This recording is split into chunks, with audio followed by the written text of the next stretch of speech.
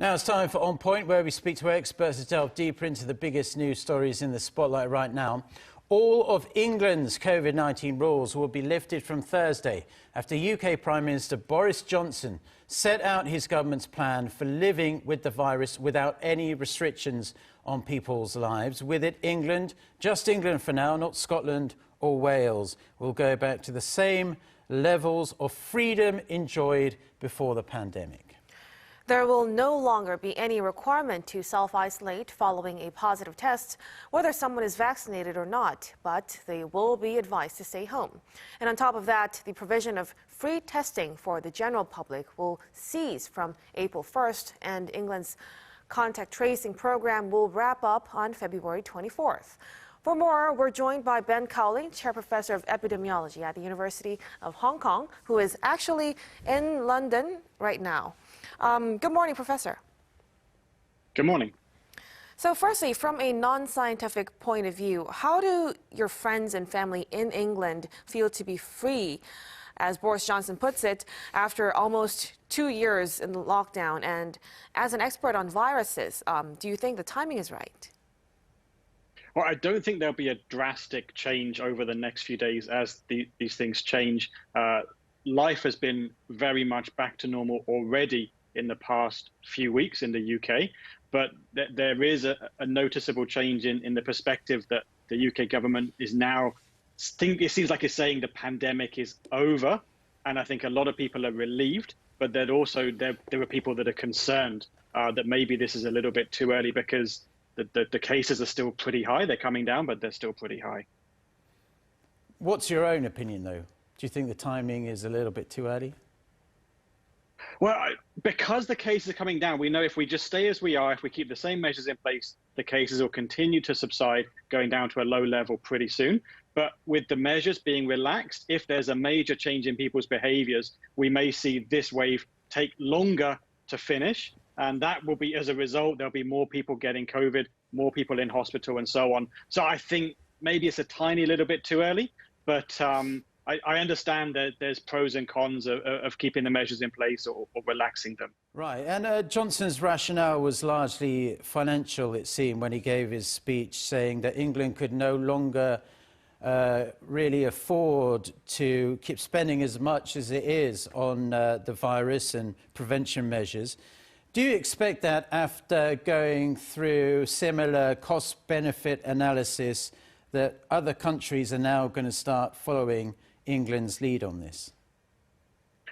It's really tough because it's really difficult to add up all of the different costs, not only of the interventions that are done, but also the costs of COVID. Not only people getting sick, potentially some people getting hospitalized, other people getting long COVID, and so on. So how do you add up all those different things and make an assessment?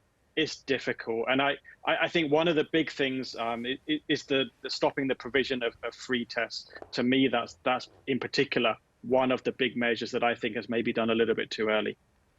Yes, and Professor, Johnson's critics also don't like the end to the free testing, as there are people that need to, budget down to the last penny. So do you think testing should continue to be free, or do you understand Johnson's argument about a line having to be drawn eventually? Well, in the UK, lots and lots of people have been testing themselves, not only when they get symptoms, but they've been testing themselves before they meet their friends. Children in school have been testing themselves twice every week for quite some time. That's mostly going to stop now because the supply is going to dry up, and I don't think people will pay for them. They won't use them as much if they have to pay for them. So I'm not sure that it's quite the right time to do that. Although the tests cost money, I wonder if it's actually a good use of money to limit transmission, to protect people's health and so on, particularly in schools. So I actually think it would be a good idea to keep providing free tests for some time longer.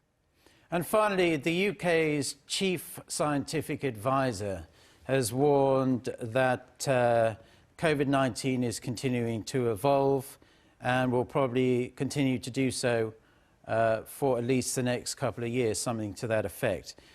Do you agree with that sentiment to start with? And is it generally the case that when viruses mutate, that they become less and less dangerous over time, like we have generally been seeing with COVID-19? Yeah, well, we've certainly seen that Omicron seems to be a little bit milder than Delta and what came before that. But I think we have to be careful because that won't always happen. Now we have Omicron BA2, which is slightly different. And I wonder if that's got some properties that make it a little bit more dangerous than the Omicron, the BA1 that's been around the world. And in the future, who knows what will happen? It's possible the virus will change to become a milder version of the virus, but it's also possible that it won't. It's possible that we'll have another strain in the future that's more serious just by chance. So we can't count on the virus doing what we want it to do. And I think we have to keep a very close eye on it. But because the level of population immunity is now getting higher and higher, I know in Korea you have a lot of cases right now, but that won't last. Fairly soon you'll see the other side of the curve. With a lot of immunity, COVID is going to pose less of a threat in the future than it has in the past. Well, that's good to hear. Professor Colling, thank you so much for your insights. Thank you. Thank you.